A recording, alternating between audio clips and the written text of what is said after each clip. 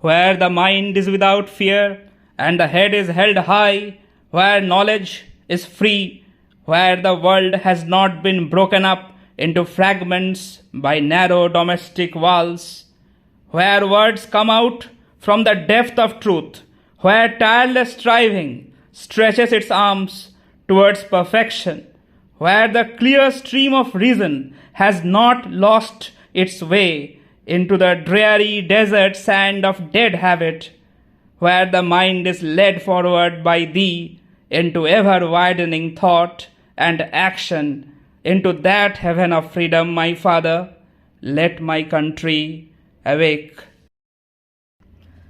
চিত্ত যেথা ভয় শূন্য, উচ্চ যেথা শির, জ্ঞান যেথা মুক্ত, যেথা গৃহের প্রাচীর, আপন প্রাঙ্গণ তলে দিবস সর্বরি, বসুধারে রাখে নাই খণ্ড ক্ষুদ্র করি। যেথা বাক্য হৃদয়ের উৎসমুখ হতে উচ্ছ্বসিয়া ওঠে, যেথা নির্বারিত স্রোতে দেশে দেশে দিশে দিশে কর্মধারা ধায়, অজস্র সহস্রবিধ চরিতার্থতায়।